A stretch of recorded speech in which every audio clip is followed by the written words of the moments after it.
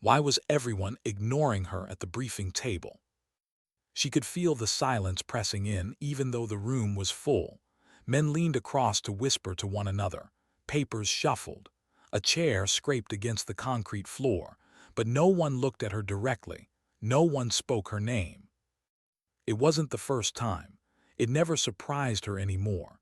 Yet it still stung in the small places she thought she'd hardened long ago. Her boots clicked louder than they should have when she entered minutes earlier, echoing across the operations room. Her steps were steady, her shoulders squared, chin high. But inside, buried beneath the training, the mask, the discipline, there was still that sliver of doubt. What if they were right about me? The overhead lights flickered, buzzing with the low hum that seemed to vibrate through her skull.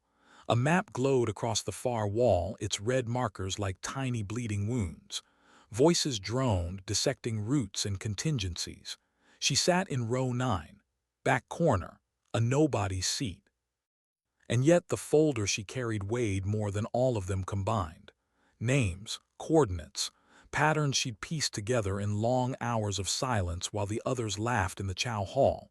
She didn't flaunt it, didn't need to, but she knew something they didn't, something she wasn't ready to share.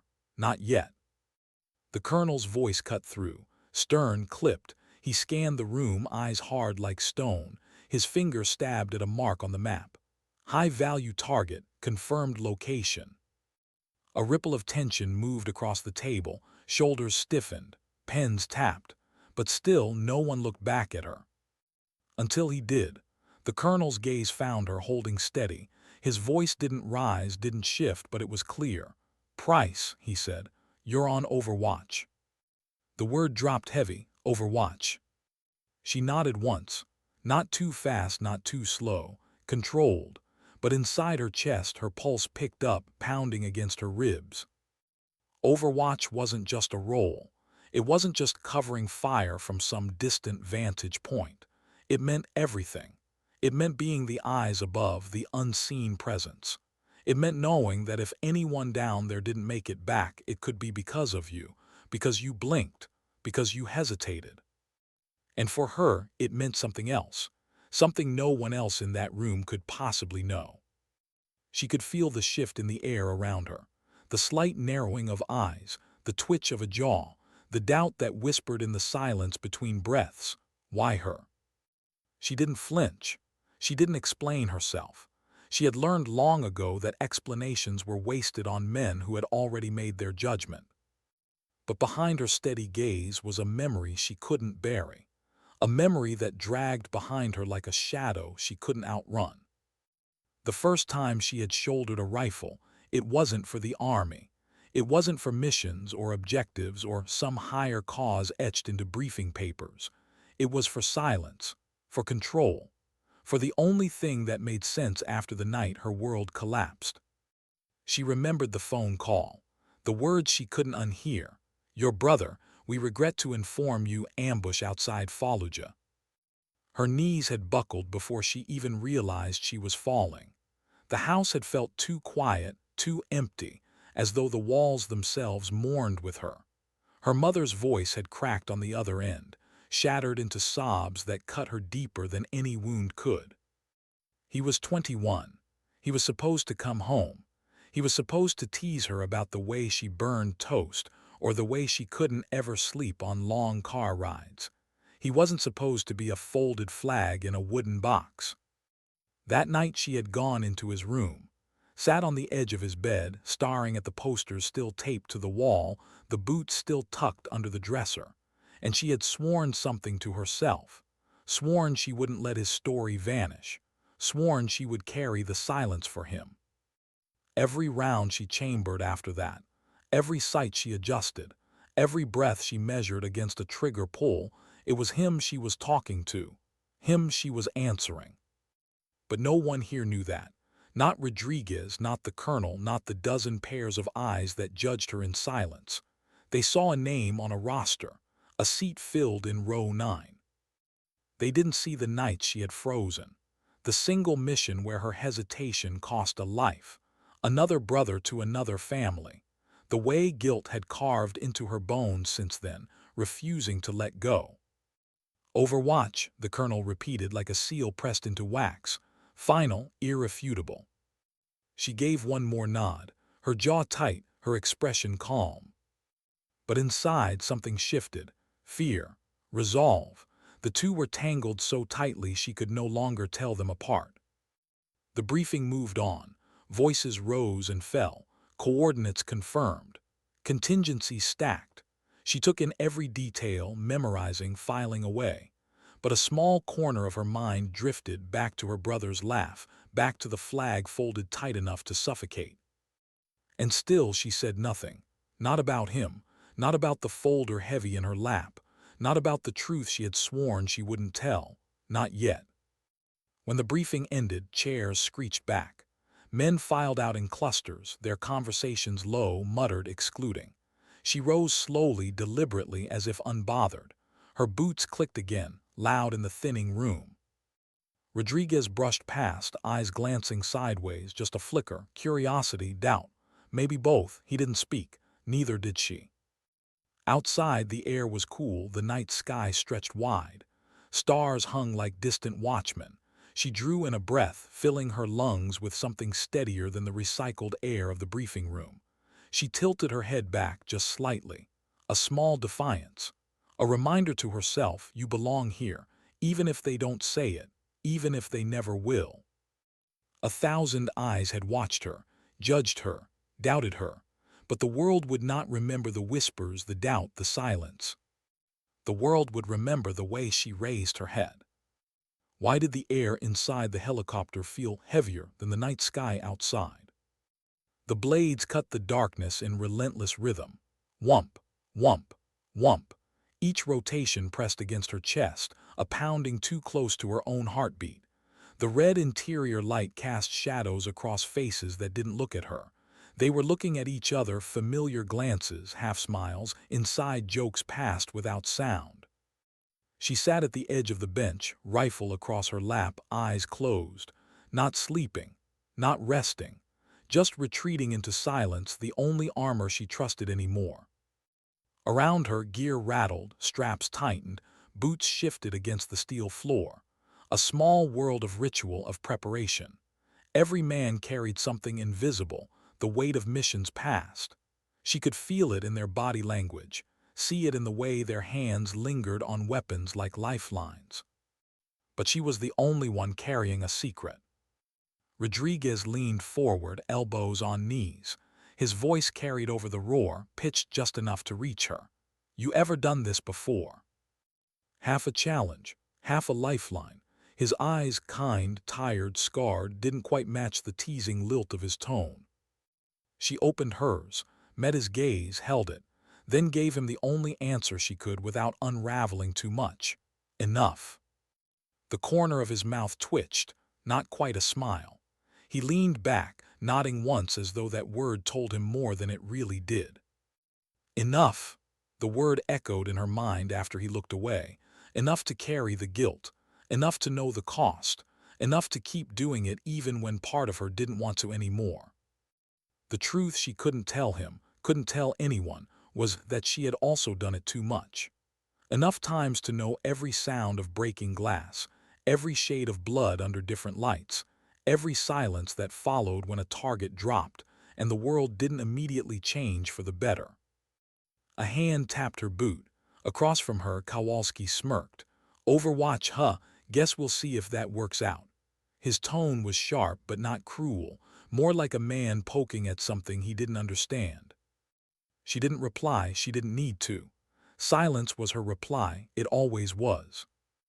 The others laughed quietly, muttered half-jokes, words meant to stretch thin over nerves they wouldn't admit to.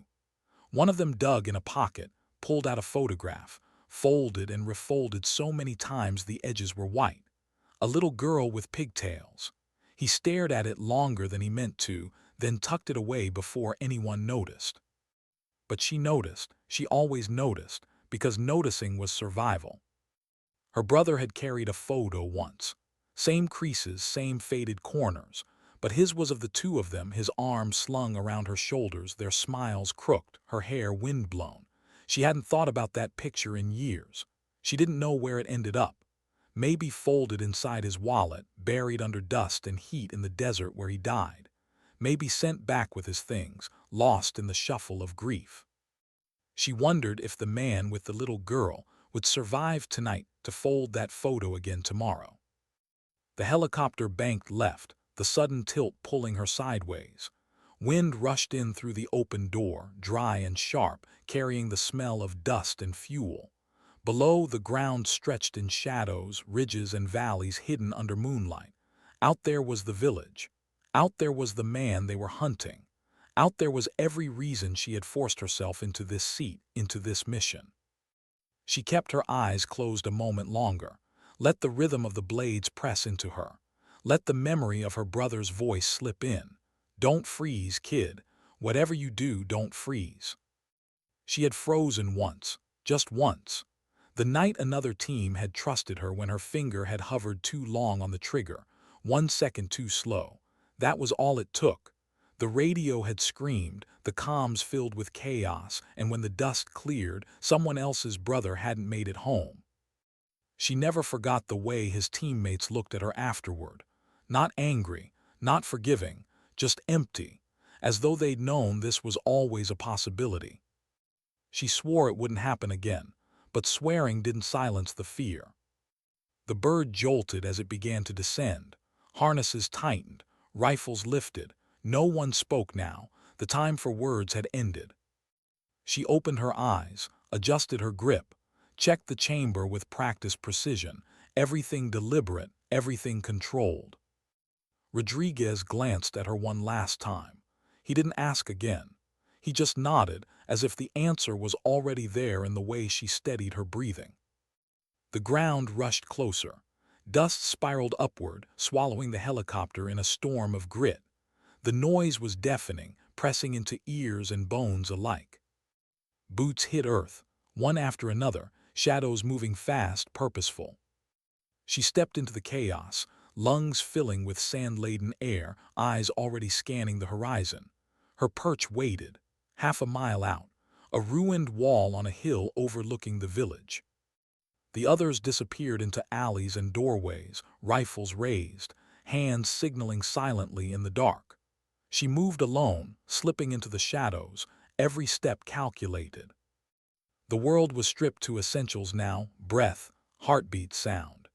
Each crunch of gravel under her boots felt too loud, each whisper of wind across the desert too sharp. When she reached the wall, she dropped to the ground, rifle sliding into place with an ease born of years. She pressed against the scope, the world shrinking into a circle of glass and clarity. And then she saw them. Her team, small figures moving below, weaving through streets, their lives now tethered to her breath, her eyes, her trigger. She adjusted for wind, for distance, for the rhythm of her pulse. She let her cheek settle against the stock, the cool metal grounding her. But the village wasn't quiet. It never was. A door creaked. A dog barked somewhere far off. A cough drifted through the still night air. Shadows shifted. Children stirred in corners. Women whispered prayers under their breath. And then she saw it, the shape in the doorway. A man stepping out, slow, deliberate, his posture wrong, his hands hidden. Her finger hovered tight, ready. Then movement caught her eye to the left. A boy no older than 12 peering out from behind a rusted barrel, wide eyes, thin shoulders. Her throat tightened. She saw her brother in that boy's face, saw the same curiosity, the same innocence that didn't belong in places like this, saw the same youth that had been stolen too early. Her comms crackled, Overwatch status. She swallowed, forced her voice steady, eyes on. But she didn't say the rest. Didn't say eyes on everything I can't unsee. Eyes on every memory that won't let me go. She adjusted again, whined against her cheek, breath measured, her finger tightened. And she waited. Why did the night feel endless when all she had to do was wait? She lay prone against the cold stone, her body pressed flat, rifle balanced steady. The ruined wall gave her just enough cover, its edges jagged like broken teeth against the pale moonlight. Below, the village was quiet, or pretending to be. quiet wasn't safety. Quiet was the air holding its breath before it cracked wide open. Through the scope, the world shrank into precision. A door creaked open. A woman carried a bucket across a courtyard. A figure shifted behind a window, every movement magnified, every gesture heavy with possibility. Her earpiece buzzed now and then. Sharp whispers clipped commands, the small language of soldiers who'd learned to keep words minimal, clear. Move, hold. She tracked them all, her rifle sweeping with each call sign. The silence between transmissions was worse. In silence, her mind filled the gaps. It replayed memories she tried to bury. The photo folded in her brother's wallet, the last voicemail he left her, the sound of her mother sobbing when the officer handed her the flag. She pressed her cheek harder against the rifle stock, grounding herself. Focus. That was the rule. Focus meant survival. But the human part of her never shut off. She noticed the details others ignored. The way a dog in the distance barked, then fell silent, too sudden, too clean. The way the boy behind the barrel hadn't moved in an hour. The way the woman clutching the blanket had sat down and rocked, even though no child stirred inside the cloth. Her gut twisted, something wasn't right. She whispered into the comms, "Movement North Quadrant, rooftop." Her words were calm, measured, though her chest tightened. Through her scope, a shadow leaned forward, a long object braced against the ledge. Not a tool, not a stick, a rifle. "Confirm," came the reply. Her finger slid against the trigger, breath narrowing. The world hushed in the moment before decision. She remembered her brother's voice. "Don't freeze, kid." She didn't. The shot cracked through the night, echo bouncing across stone. The man folded instantly, his weapon clattering against the rooftop. For a second, nothing moved. The village seemed to hold still, like even the walls were listening. Then chaos, shouts, doors slammed, lights flickered on, the comms burst alive with voices. "Contact, taking fire, push left, cover right." Her heart pounded, but her hand stayed steady. She adjusted, scanned, found the second figure ducking into an alley. Breath, trigger. Another shot rang out, sparking stone inches from him as he vanished into shadow. Rodriguez's voice cut in, strained but controlled. "Good shot, Overwatch, keep em honest." She didn't reply. Her throat had closed tight, because for the first time in a long time she didn't hear that old voice, the one that told her she was too late, too slow. For once she had moved fast enough. Still, the ache didn't vanish. She could feel it in her bones, the weight of having chosen who lived and who didn't. The weight of knowing she had tilted the balance of this night with a single pull. The team pushed deeper into the village, their shadows moving fast between walls. She tracked them one by one, covering, guarding, bearing witness. Hours stretched. The adrenaline spike dulled to a grinding ache in her muscles. Her elbows throbbed against stone, her neck stiffened, but she didn't move. Stillness was part of the job. Stillness kept people alive. The village began to settle again, though the tension never left. Somewhere a child cried briefly, then hushed. A door creaked open, then closed again. Shadows shifted in windows. Her scope caught it, a flicker of movement across a narrow lane. A man in a white tunic carrying something under his arm. Too deliberate, too careful. She followed him as he disappeared into a doorway. Her gut tightened again. She whispered into the comms. "Possible cache, east side, marking building." A pause, then, "Copy, hold position." Her breath fogged against the eyepiece. She swallowed hard, waiting again, always waiting. The minutes crawled. Sweat cooled against her back, the desert night biting harder as the heat bled away. She flexed her fingers once, then stilled them again. Patience, control. She thought about the boy behind the barrel. Was he still there? She adjusted her aim, found the spot again. Empty. Her chest clenched. Had he slipped away, or was he hiding deeper now, holding his breath like she was? And the woman with the bundle, she was gone too. The courtyard empty. Only the bucket remained, tipped over, water bleeding into the dirt. Her finger hovered near the trigger, but she didn't fire. Not yet. The line between enemy and innocent blurred too easily here, and she had already lived the consequences of being wrong once. The comms flared again. Overwatch eyes east were stacked. She shifted, scope locking onto the narrow street where the team clustered against a wall. Their breaths were visible now in the cold, little bursts of white in the dark. Her chest tightened. They were vulnerable. Every rooftop, every window, every shadow was a potential barrel aimed their way. Then she saw it, a flash, a muzzle rising from a window opposite. Her finger didn't hesitate this time. The shot cracked, glass shattered, the figure fell back into the room. Rodriguez's voice again, tight with urgency. "That's twice you've saved us." She still didn't reply, not because she couldn't, but because words would crack the wall she had built to keep herself steady. Silence was safer. The mission pressed on. Time blurred. The village felt like a living thing around them, breathing, waiting, coiling for another strike. Her body ached, her eyes burned, but she stayed locked in. Every shift of wind, every flicker of light, every whisper of sound pulled through her scope. And then, in the stillness before dawn, she realized why she had taken this mission, why she had raised her head at the briefing table when 1,000 eyes told her she didn't belong. It wasn't just for her brother. It wasn't just for vengeance or duty or proving herself. It was because she needed to feel this weight and not break, needed to know she could carry it and still raise her head again tomorrow. The night had tested her. The village had pressed against her silence, trying to crack it, but she was still here, still steady, still watching. And when the sun's first thin light touched the rooftops, painting the world in gray and silver, she was ready for whatever came next. Why was the silence heavier than the gunfire? Elena crouched behind the broken wall of the village school, her rifle steady but her breath uneven. Dust clung to her lips. The air carried the acrid tang of burnt rubber, diesel, and something worse, something metallic, raw, the kind of scent that lingered in memory long after it left the air. She should have fired already.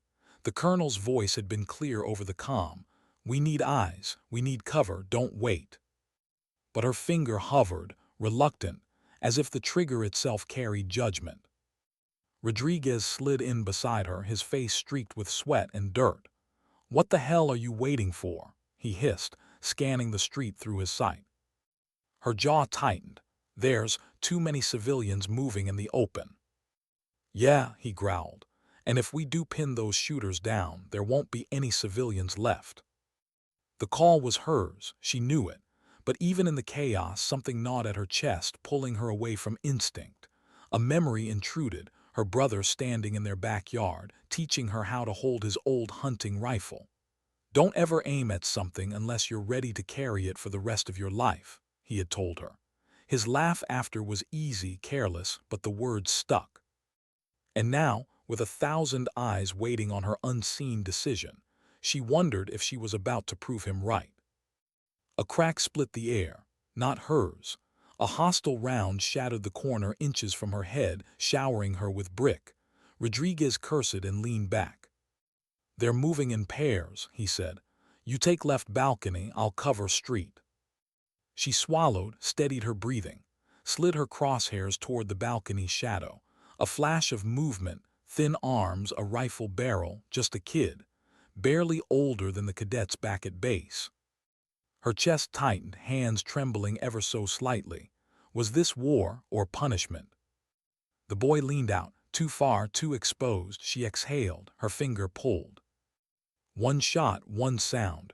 He fell back into the darkness. Rodriguez didn't react with praise, just necessity. Good, now again.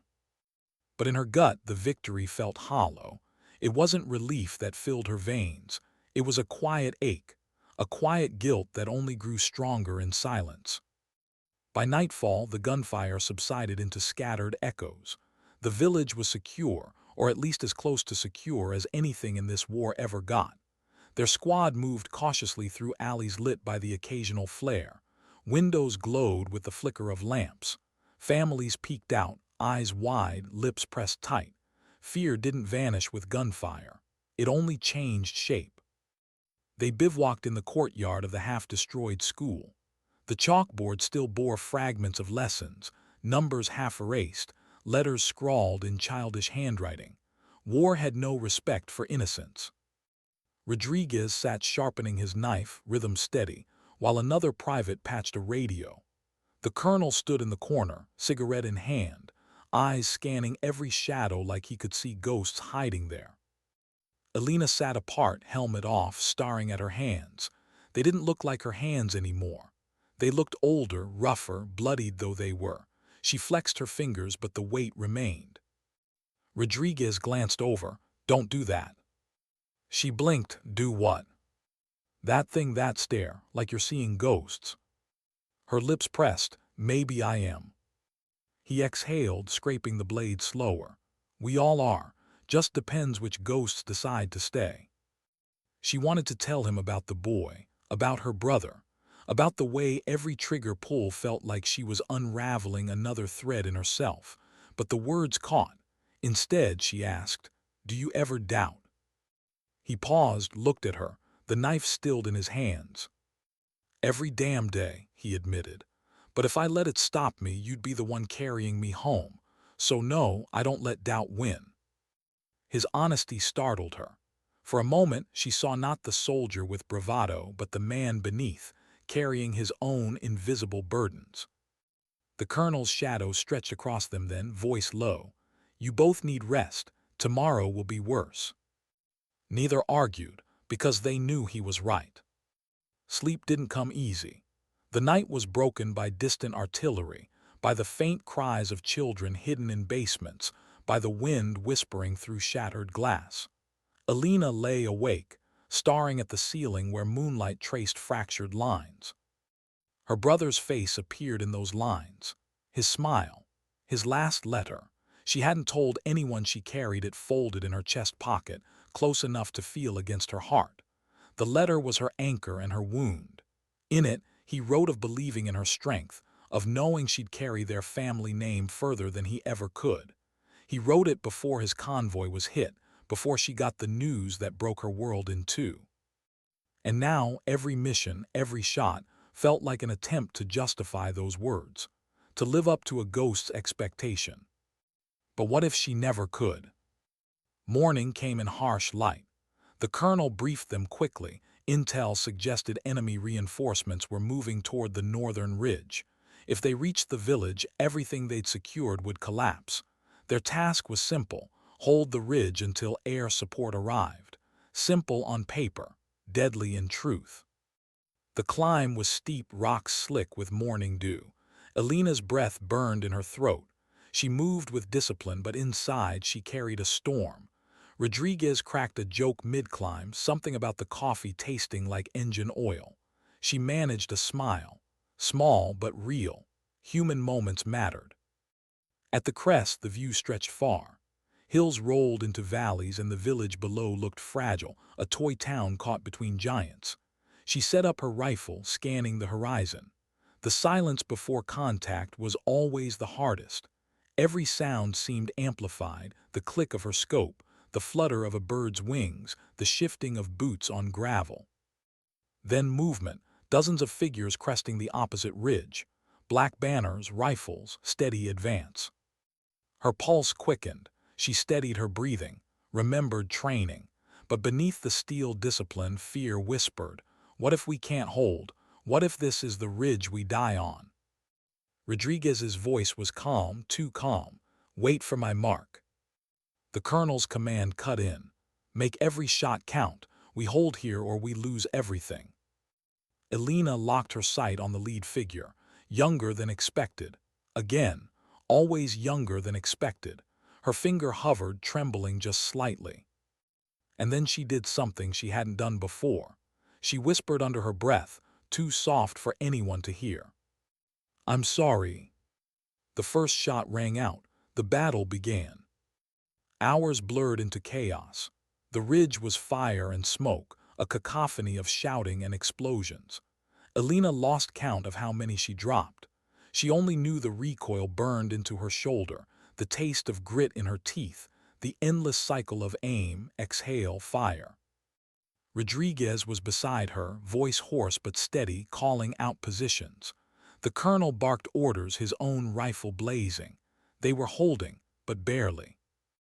A rocket slammed into the rocks near Alina, the blast throwing her down. Ears ringing, vision fractured, she clawed her way back to the rifle. Her chest screamed, her hands shook, but she forced herself upright. The village depended on this ridge. Her brother's letter pressed against her heart like fire. Through blurred vision, she saw an enemy squad breaking through, advancing fast on their flank. Too close, too many. Rodriguez cursed, switching fire, but there were too many angles, too much chaos. Alina made her choice. She shifted, exposed herself more than she should, and fired rapidly, precision gone, desperation in every round. It was reckless. It was dangerous, but it slowed the squad. It gave Rodriguez the chance to reposition, the colonel the chance to rally. And in that madness, something inside her broke open. She wasn't fighting for orders or strategy or even survival. She was fighting because she couldn't let the faces in that village become ghosts like her brother. By the time air support finally roared overhead, by the time the enemy scattered and silence fell heavy again, her arms were numb, her throat raw and her soul trembling. She lowered her rifle slowly, eyes stinging. The ridge was theirs, the village safe for now.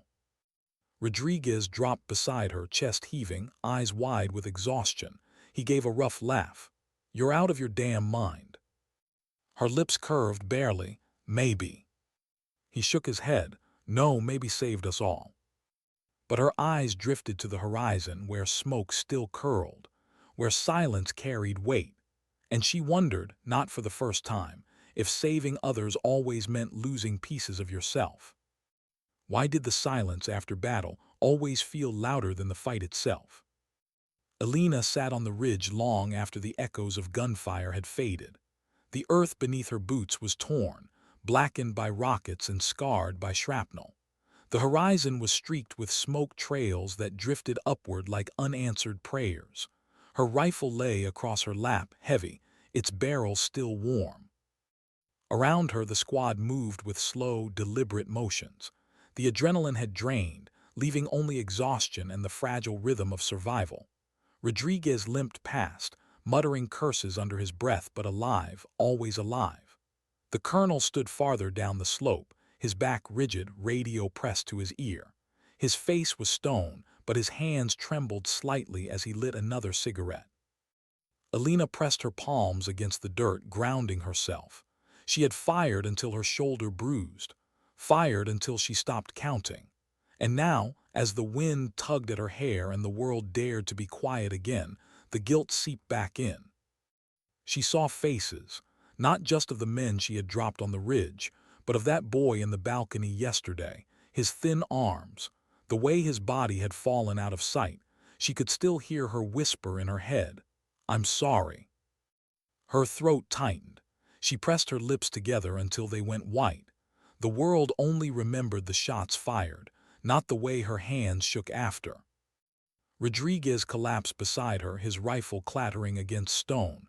He leaned back, eyes closed, sweat streaking down his temple. "You ever notice," he murmured, "how it's never the bullets that stay with you, it's the damn quiet after?" Her gaze slid to him, surprised. He didn't open his eyes. "Don't get me wrong. I'll take the quiet over chaos any day. But sometimes it feels like, I don't know, like the ghosts get louder when everything else shuts up." His words dug into her. She wanted to answer, to admit that she was haunted too, that she carried more ghosts than he could imagine, but the confession stuck in her throat. Instead, she asked softly, "How many names do you carry?" Rodriguez cracked one eye open. "Too many." A pause. "You." She looked away. "One, but it's heavier than all the rest." The conversation died there, swallowed by the wind. They moved back to the village at dusk. The walk down the ridge was harder than the climb had been, their bodies drained and their minds frayed. Children peeked from doorways as they passed, clutching mothers' skirts, eyes wide with cautious hope.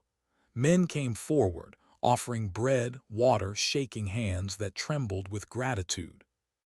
Elena forced a smile for them, a hollow one, because in their eyes she was a savior, but in her own she felt something far more complicated. That night the squad set up in the shell of a marketplace. The stalls were empty, canvas flaps shredded, fruit crates overturned and smashed. The colonel laid out maps on a broken table, briefing in a low voice. Reinforcements would secure the village tomorrow. Their orders were to hold until then. Afterward, the men drifted into their own corners, trying to steal rest where they could. Rodriguez sat against a post, quietly humming some tune from home, his knife tapping against his boot in rhythm. The colonel sat apart, still smoking, eyes lost in thought.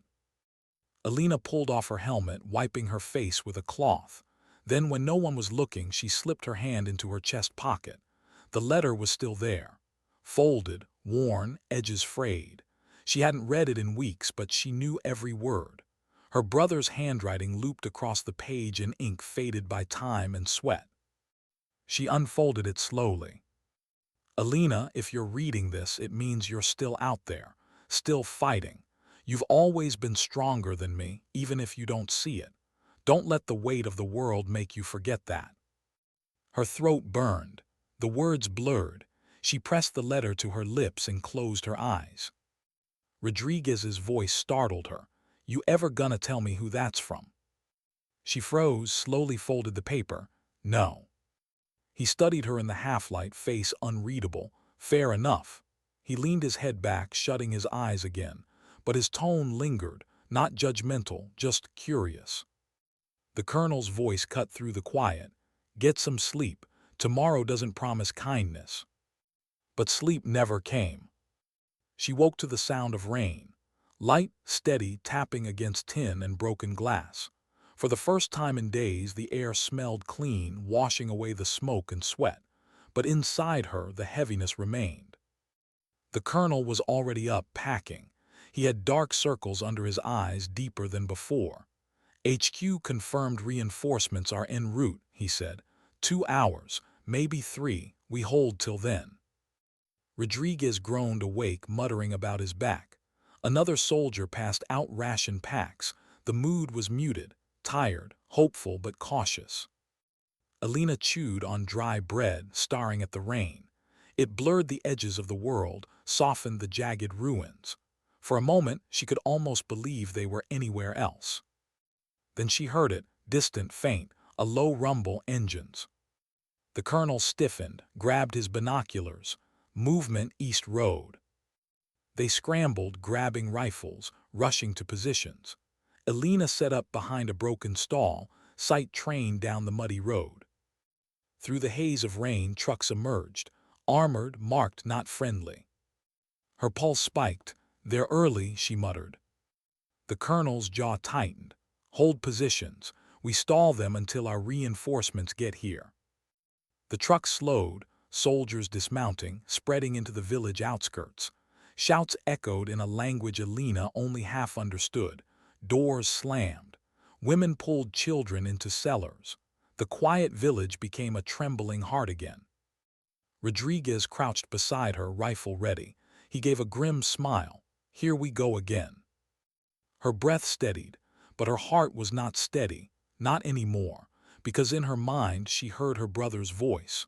Don't ever aim at something unless you're ready to carry it. And she realized she wasn't sure how much more she could carry. The first shots cracked. The battle tore the quiet apart. Elena fired, rain dripping into her eyes, scope fogging. Shapes moved through alleys between doorways. Every trigger pull felt like a confession. Every fall, another weight.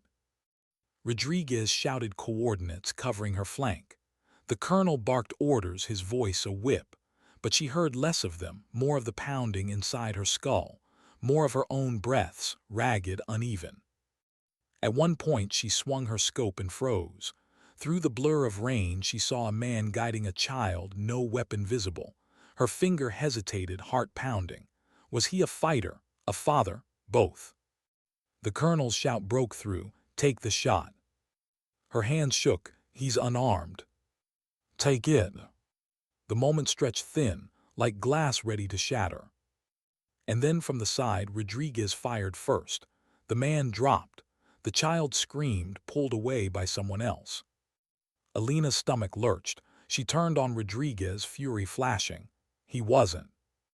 Rodriguez cut her off, voice raw. If I hadn't, you'd be dead. Don't you get it? We don't get to hesitate. Her chest heaved. She wanted to scream, to throw down the rifle, to walk away. But the world gave no room for rebellion. The fight raged on. And with each shot, she felt herself cracking further. By the time reinforcements arrived, the marketplace was rubble, the rain was mud, and silence fell again. Bodies lay scattered. Civilians huddled in corners. The squad stood, broken but alive. Alina leaned against a wall, rifle limp in her hand, chest rising and falling like she'd run 1,000 miles. Her eyes burned, her throat raw. Rodriguez approached, helmet off, rain dripping down his hair. His face was pale, haunted. He opened his mouth, closed it again, then finally said, "Don't look at me like that. I did what had to be done." Her lips parted, words failing her. She turned away instead, pressing her hand against her pocket, feeling the letter there. She whispered under her breath, so soft no one could hear, "I'm not sure how much longer I can carry this." The colonel called out orders again. Reinforcements needed coordination. The village needed aid. The mission wasn't over. But inside, Alina knew something had shifted. The ridge had taken her strength. The marketplace had taken her certainty. And soon, she'd have to decide whether she could keep being the soldier they all expected, or whether the weight of her ghosts would finally break her. Why did her hands keep trembling even when the fight was over? Alina sat on the edge of a collapsed wall, staring at her fingers. They shook as if the rifle were still in them, as if every trigger pull still echoed in her bones. Rainwater dripped from her helmet, down her cheek, but it couldn't wash away the grime that clung to her skin. Couldn't wash away the weight pressing on her chest.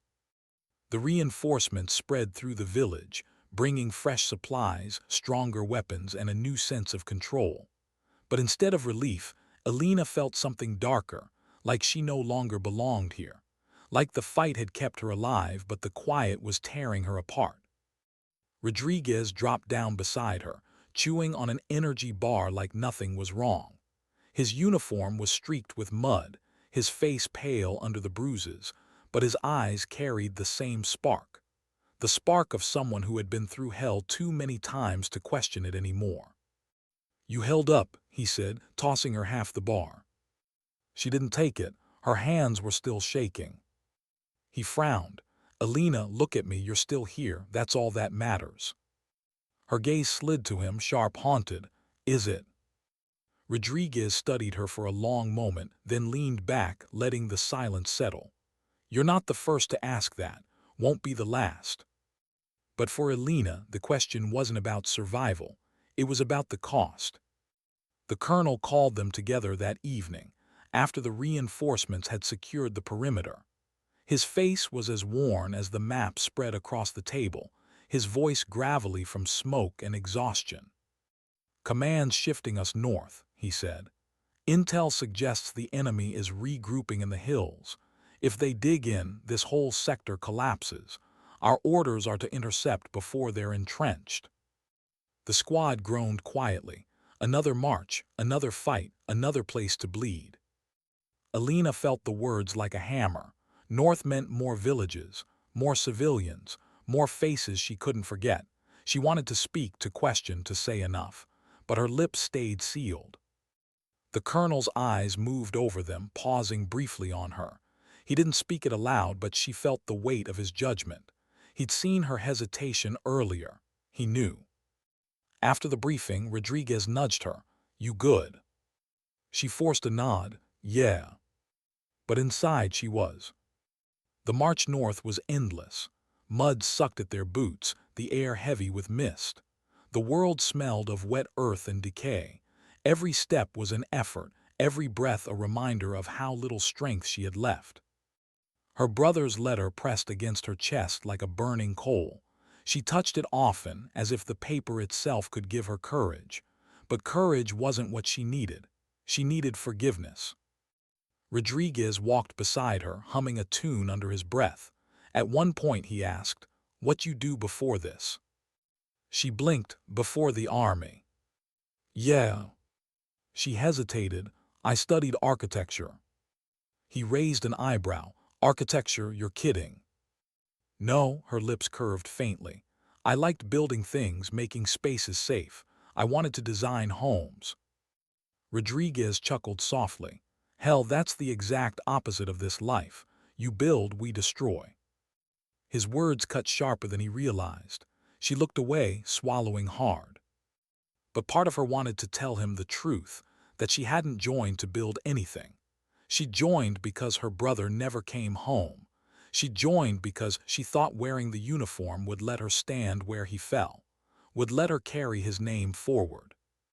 But saying it out loud felt impossible. That night they camped in the ruins of an old farmhouse. The roof was half gone, the walls cracked, but it kept the mist off their faces. They lit no fire, only cold rations and colder silence. Alina sat alone in the corner, tracing the lines of her rifle with her finger, noticing every scratch, every dent, each one a memory, each one a ghost. Rodriguez approached, kneeling down. "You're quieter than usual." She gave a weak laugh. "I didn't think that was possible." He smiled faintly, but then his expression shifted. "Listen, about yesterday, the man with the kid." Her chest tightened. She looked away. "Don't." "I had to." His voice was steady but softer than usual. "If I hadn't." "I know," she snapped, sharper than intended. Silence hung heavy. She softened, whispering, "I know." Rodriguez studied her. "You think I don't feel it too, that I don't carry it?" Her eyes burned. "Do you?" He nodded. "Every damn day." She almost told him then, about her brother, about the letter, about why she hesitated, why every shot felt like betrayal. But before she could, the colonel's voice called from the other side of the farmhouse. "Rest up, we move at dawn." The moment slipped away. At dawn, the mist lifted to reveal the hills, jagged, steep, covered in thick brush, perfect ground for an ambush. The colonel ordered them to spread wide, move slow. Alina took the flank, her rifle heavy, her breath shallow. The forest swallowed them quickly. Every sound was amplified, the snap of a twig, the rustle of leaves, the faint drip of water. Alina's nerves were stretched thin. She felt eyes on her even when there were none. And then movement. Shadows darted between trees, too fast, too many. The ambush came sudden, violent. Gunfire ripped through the mist. Shouts erupted. Bullets cracked against bark. Alina dropped prone, sight scanning, finger on the trigger. She fired, reloaded, fired again. The forest became chaos. Rodriguez shouted from somewhere nearby. The colonel's voice barked commands, but Alina's world narrowed to the crosshairs, to the faces that flickered in and out of her scope. One target, two, three, each one falling, each one adding to the weight. Her chest heaved, her vision blurred. She wanted to stop, to put the rifle down, but stopping meant death for them, for her squad. And then she saw him. Not her brother, not really, but the resemblance was enough to freeze her blood. Same build, same dark hair, same defiant stare through the mist. Her finger froze on the trigger. She couldn't do it, couldn't make herself fire. The figure raised his rifle, aimed at her. And before she could react, Rodriguez's shot rang out. The figure collapsed. Alina gasped, stumbling back, chest heaving. She hadn't fired, she couldn't. Rodriguez appeared, face pale, eyes blazing. "What the hell was that? You had him." Her lips trembled. He looked. "Looked what? Like a soldier trying to kill you." His voice cracked with fury. "You freeze like that again, and it's not just you who dies, it's all of us." The words hit harder than any bullet. She wanted to scream back, to tell him about her brother, about the ghosts that haunted her scope. But she couldn't. The colonel arrived, eyes sharp, voice cutting. What happened here? Rodriguez's jaw clenched. He looked at her, then back at the colonel. She hesitated. The colonel's gaze locked on Alina, hard as stone. He didn't speak. Didn't need to. His silence said enough. Her stomach twisted. The squad's trust was cracking, and she was the fracture line. When the ambush ended, when the forest fell quiet again, Alina sat against a tree, shaking. Her rifle lay across her knees, untouched. She pressed her forehead against it, breath ragged. Rodriguez stood a few feet away, arms crossed, jaw tight. He didn't look at her, not once. The colonel paced, radioing updates, voice cold, efficient. But his eyes flicked to her occasionally, sharp, questioning. She knew she couldn't hide much longer, couldn't keep her secret buried. Her brother's letter burned in her pocket, heavy as a stone. Soon she would have to tell them. Soon the truth would come out. And when it did, she wasn't sure if it would save her or destroy whatever trust she had left. Why was the air so still, as if even the desert itself waited to see what she would do? The silence wasn't silence at all. It was filled with the ticking of her heart, the faint crackle of a failing radio, and the tremble of breaths that weren't only hers. She had 4 men crouched behind her now, their eyes wide, their confidence balanced on a thread. They looked at her not because she had rank, but because she hadn't broken yet. And yet inside she was cracking. The last 24 hours had been a blur of survival, ambush, fire, loss, pushing through ravines with blood still drying on their clothes. She had buried too much inside, and each step forward made the weight heavier. When she lifted her hand, signaling silence, she wondered if it shook. She hoped they didn't notice. Rodriguez caught her eye. He didn't speak, he didn't need to. His glance said everything. We can't hold them off forever. What's your play? Her play, that was the phrase that had haunted her since the mission began. The play had cost her brother his life 2 years ago. She hadn't told the men yet, but this village, this valley, they were the same coordinates her brother's unit had bled out in. That was why she had volunteered for this mission, why she had accepted the cold stares in the briefing room, the dismissals. She had walked into this desert with a scar already open. Now the desert demanded more. A flash movement in the rocks. She raised her rifle before she even thought. 2 quick shots. The figure dropped. Dust rose, caught in a stray gust. The echoes carried down the valley like ghostly applause. Her chest burned. Move, she whispered, now. They scrambled forward, low, silent, desperate to keep the fragile thread of life intact. Every sound, the scuff of boots, the metallic click of gear, the harsh drag of breath, felt too loud. The enemy had eyes everywhere.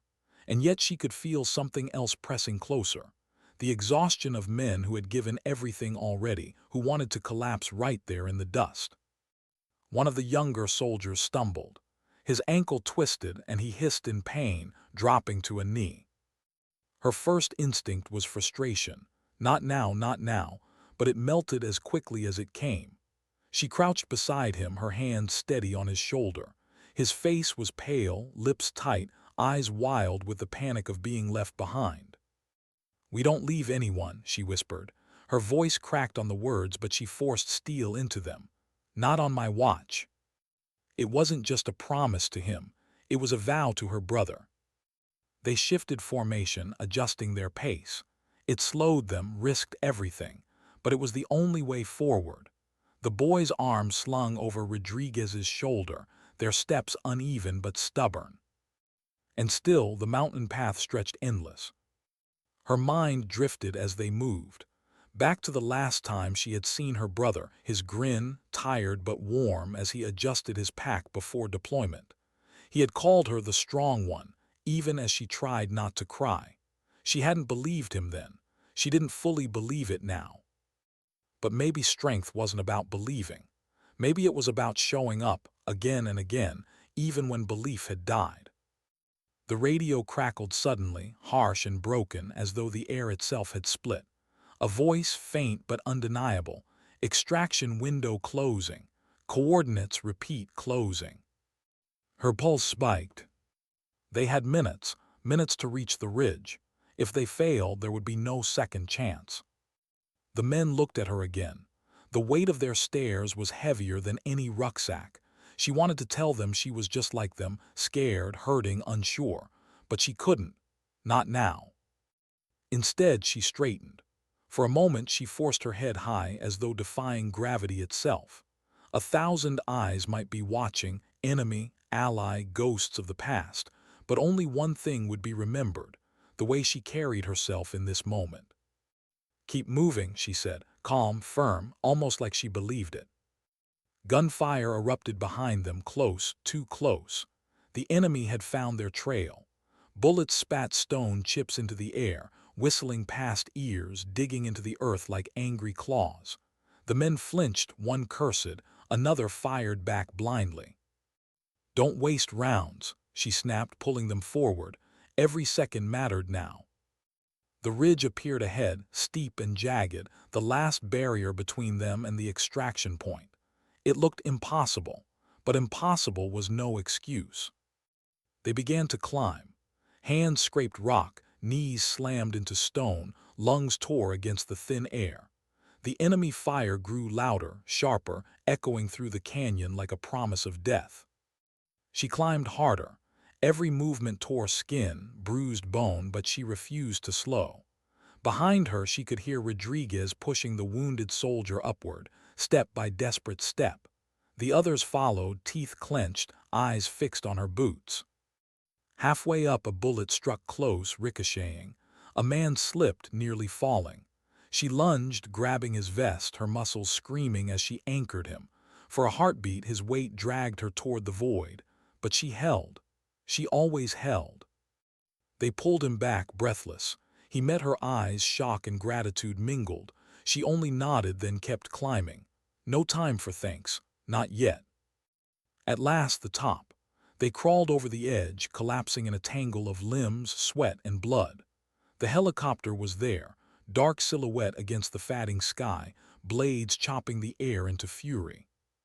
Relief flooded through her veins like fire, but it was short-lived. The enemy appeared below, dozens of them swarming the rocks like shadows come to life. Gunfire lit the dusk, tracers streaking upward. The helicopter banked, machine guns answering. The air became chaos, noise, dust, light. The men around her scrambled for the bird, waving, shouting, their exhaustion forgotten in the sudden surge of survival instinct. But she stayed crouched, rifle braced, firing controlled bursts down the slope. She wasn't leaving yet, not until every one of her men was aboard. Her hands shook from fatigue, but her aim stayed true. One by one, threats fell. But for every enemy she dropped, 3 more appeared. "Go," Rodriguez shouted from the helicopter ramp. His face was wild with urgency. "You can't stay there." But she didn't move. Not yet. The last soldier climbed aboard, half dragged by his brothers.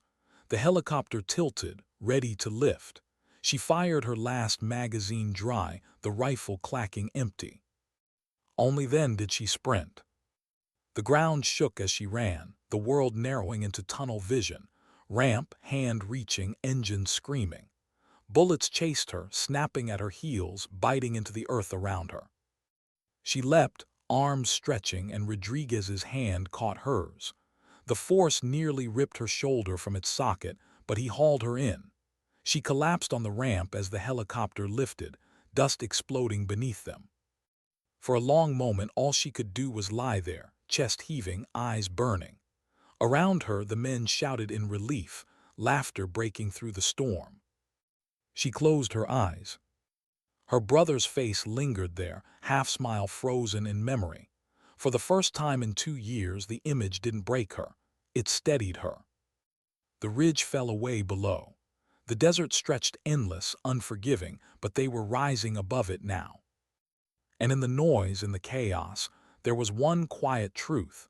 She hadn't saved them because she was unbreakable. She had saved them because she refused to let anyone else be left behind. That was strength, not glory, not medals, just the refusal to abandon the broken. And in that refusal, she found her brother again. Why was the helicopter so loud? Yet inside everything felt muted. The roar of the rotors shook the air, the rattle of spent brass clinked under their boots, men shouted over the din. But to her, it was as though a curtain had fallen. The sound reached her ears but not her soul. She sat against the inner wall of the aircraft, knees drawn up, rifle slack across her lap, her hands trembling with adrenaline that had nowhere left to go. Dust clung to her face in streaks of sweat. She wasn't sure if she was shaking from cold, fear, or the simple fact that she was still alive. Rodriguez crouched across from her, eyes locked. He didn't speak, but his expression was raw, open. For hours he had been the steady one, filling the silence with action, with orders, with grit. Now his face looked like hers probably did, like someone who had stared at the edge and only barely stepped back. The youngest soldier, the one with the twisted ankle, tried to laugh. It came out broken, a hiccup caught between relief and disbelief. "We made it," he whispered, as if saying it aloud would anchor it in reality. No one corrected him. No one reminded him how close almost had been. She closed her eyes, letting the voices fade. In the darkness behind her lids, her brother appeared again. Not in the way he had in nightmares, not pale, not broken, but alive, smiling, shaking his head the way he used to when she said something too serious. "You did it," the ghost said. Her throat tightened, not because she believed in ghosts, but because the human heart clings to what it needs to hear, and she needed to hear that. The helicopter lurched, banking toward safety. The men steadied themselves on straps and braces, their bodies swaying with the rhythm of survival. The smell of oil, sweat, and blood mixed heavy in the confined space. And then slowly the noise inside the bird shifted. The frantic shouting ebbed into murmurs. The laughter softened into silence. One by one, the men's heads lowered, eyes closed, not in defeat, but in the strange, fragile peace that comes only when the storm has passed. She didn't join them. Sleep felt too far, too dangerous. Instead, she studied their faces in the flickering red light of the cabin. These men had seen her falter, bleed, nearly break. They had also seen her raise her head when everything else bent. And she realized something. Maybe that was enough. Not perfect leadership, not unshakable strength, just refusing to bow. Hours later, the helicopter touched down at a forward outpost. The ramp lowered, revealing a dawn painted in muted gray and gold. The desert looked softer now, as if morning had forgiven its violence. They stumbled off together, boots crunching gravel, bodies aching. Medics rushed to meet them, ushering the wounded away. The air smelled of diesel and dust, of hot metal cooling in the morning breeze. She stood apart, watching the men disappear into the bustle. For the first time she felt empty. The mission was over, the fight survived, and yet what remained? A colonel approached, his uniform crisp even in the dust, his expression carved from stone. He scanned the returning soldiers, then paused when his gaze landed on her. No rank on her chest, no name he cared to remember. She was a shadow in the paperwork, a temporary hand pressed into service. And yet he hesitated. For a long moment he simply looked at her, the dirt, the blood, the exhaustion that clung to her frame. Then in silence he gave the smallest nod, not approval, not recognition, just acknowledgement. She didn't return it, she didn't need to. Because the truth was, she hadn't been there for him or for any report. She had been there for the men beside her, for her brother, for herself. Rodriguez limped over, a bandage already wrapped tight around his arm. He studied her face, searching for words, then gave up and simply touched her shoulder. A silent thank you. A silent promise that what they endured would not be forgotten. She let the touch linger, then stepped away. The base was waking now, voices rising, engines revving, new orders already flying. The world moved on quickly in war.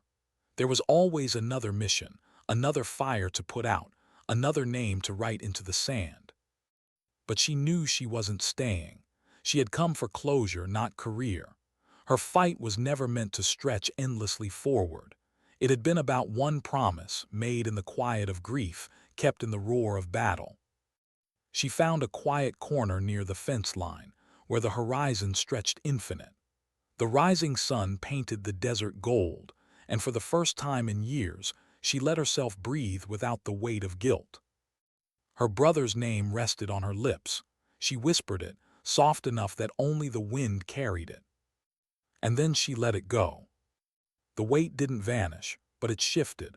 It became something else, not a chain but a scar, a reminder that healing doesn't erase.